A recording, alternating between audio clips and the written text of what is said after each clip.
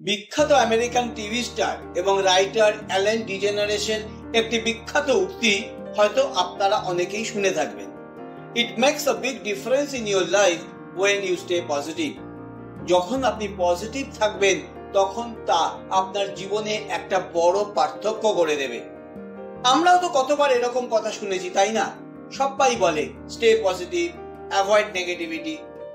এই কথাগুলো যে আমরা শুধু শুনি তাই না, অন্যদের বলিও।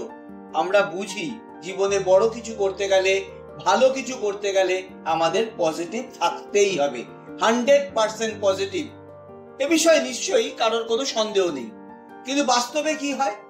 রোজগার জীবনে আমরা চেষ্টা করলেও সব সময় নেগেটিভ চিন্তা থেকে মুক্ত হতে পারি না।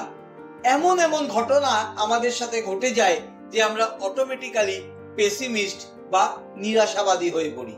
সব আশা যেন শেষ হয়ে গেছে বলে মনে হয়। যদি আপনার ক্ষেত্রেও এরকমটা ঘটে, তাহলে আমি অনুরোধ করব আজকের এই ভিডিওটা শেষ পর্যন্ত দেখবেন। কয়েকটা ছোট ছোট টিপস আপনাদের সাথে আজ আমি শেয়ার করব, যেগুলো ফলো করলে আপনি অবশ্যই বহুলাংশে পজিটিভ থাকতে পারবেন, আর বলাই বাহুল্য জীবনের সমস্ত ক্ষেত্রে পজিটিভ রেজাল্ট আপনি পাবেন। ডিয়ার ফ্রেন্ডস, নেটপিস সিস্টেম চ্যানেলে আরো একবার আপনাদের স্বাগত। আজকের ভিডিওটিতে অনেকটাই উপলব্ধির বিষয় থাকবে, তাই অনুরোধ করব একটু মনোযোগ সহকারে ভিডিওটা দেখবেন। চলে আসি আজকের প্রসঙ্গে। পজিটিভ থাকা বা না থাকা নিয়ে আমাদের সবচেয়ে বড় ভুলটা কোথায় হয় জানেন? ভুলটা হয় আমরা জোর করে নেগেটিভ বিষয়গুলোকে জীবন থেকে সরাতে চেষ্টা করি। আর এই জোর করে সরাতে চাই বলেই তা আরো বেশি বেশি করে আমাদের উপর চেপে বসে, ছেড়ে যেতে চায় না। আমরা ওগুলি নিয়ে কনসাস হয়ে পড়ি আর বারবার ওই নেগেটিভ ঘটনা আমাদের মধ্যে চেপে বসে। এই পৃথিবীতে সবকিছুই ডুয়েল, অর্থাৎ দ্বৈত। ভালোর সাথে মন্দ থাকবে, আলোর সাথে অন্ধকার থাকবে, দিনের সাথে থাকবে রাত। তেমনি পজিটিভের সাথে নেগেটিভও থাকবে। আমরা সেই নেগেটিভ সিচুয়েশনটা অ্যাভয়েড না করে কত ভালোভাবে তাকে হ্যান্ডেল করতে পারবো, তার উপর নির্ভর করবে আমাদের সাফল্য, আমাদের ভালো থাকা। যেমনটা বললাম, নেগেটিভ বিষয়গুলোকে বন্ধ করে ফেলা আমাদের হাতে নেই। যেটা আমাদের হাতে আছে সেটা হলো এই ঘটনার পরিপ্রেক্ষিতে আমাদের রিয়াকশন, অর্থাৎ প্রতিক্রিয়া। অর্থাৎ কোনো একটা নেগেটিভ ঘটনা ঘটলে আমরা কিভাবে তাতে রিয়াক্ট করব, কতটা আমরা তার এফেক্ট আমাদের নিজেদের মধ্যে আনতে দেব, সেটা সম্পূর্ণ আমাদের হাতেই আছে। একটা উদাহরণ দিয়ে বলি।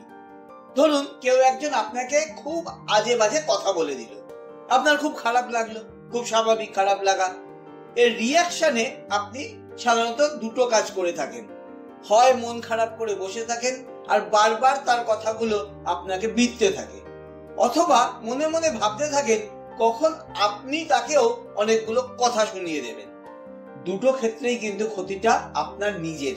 ওই ব্যক্তি কিন্তু যা বলার বলে চলে গেছেন, তিনি এখন তার নিজের কাজ করছেন, আর আপনি কিছু না করে আজে বাজে কথা ভেবে আপনার নিজের ক্ষতি করে চলেছেন।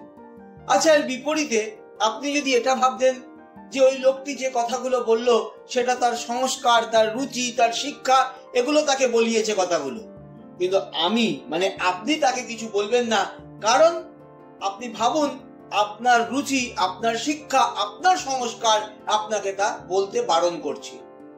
আর একটা বিশ্বাস রাখুন মনে মনে, প্রত্যক্ষ বা পরোক্ষ ভাবে একদিন ওই ব্যক্তি তার ভুল বুঝতে পারবেনই, তখন আপনার জয় হবে। তাহলে কি দাঁড়াবে? আপনার মধ্যে কোনো চাপ পড়বে না, আপনার কাজের কোনো ক্ষতি হবে না। নেগেটিভ ঘটনা ঘটবেই, নেগেটিভ চিন্তা মাথায় আসবেই, আমরা জোর করে তা সরাতে যাব না। আমরা যেটা করব সেটা হলো সেই ঘটনার পরিপ্রেক্ষিতে আমাদের মনের যে ভাব আসবে তাকে আমরা কন্ট্রোল করব। এবার আরো একটা উদাহরণ দিই। এই উদাহরণটি সরাসরি আমাদের কাজকর্মের সাথে যুক্ত। আপনারা কেউ কি কাজ হারিয়েছেন কখনো? প্রার্থনা করব তা যেন কখনো আপনার সাথে না হয়, কিন্তু যদি এটা হয় আপনার সাথে কখনো, তাহলে আপনি কি করবেন?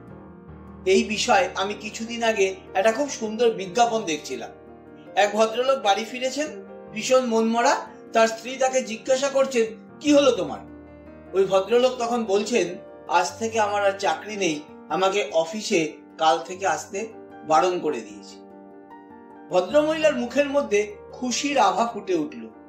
তিনি তার স্বামীকে বললেন, তুমি তো মনের মধ্যে একটা স্বপ্ন পুষে রেখেছো অনেকদিন যে একটা রেস্টুরেন্ট করবে। আজ ভগবান সে সুযোগ তোমাকে দিয়েছেন।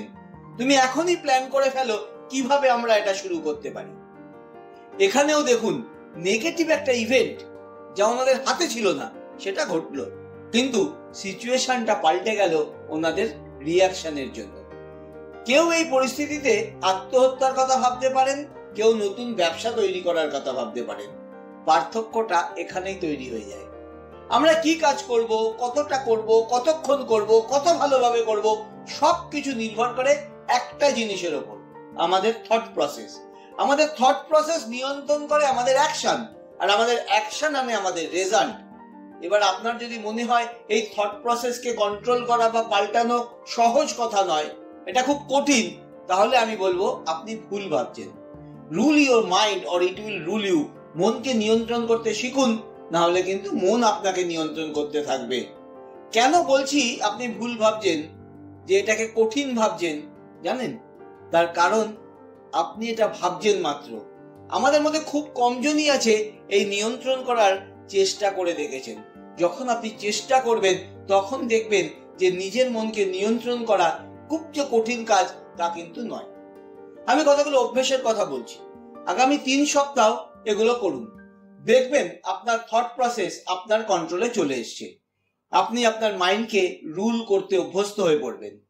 যারা সফল ব্যক্তি তারাও তো এই পৃথিবীতেই থাকেন, তাদের সাথেও একাধিক নেগেটিভ ঘটনা ঘটে। তারা শুধু থট প্রসেসটা চেঞ্জ করতে পারেন, রিয়াকশনটা নিজের মতো করে করতে জানেন, আর তার ফলস্বরূপ পজিটিভ রেজাল্ট পান সর্বক্ষেত্রে।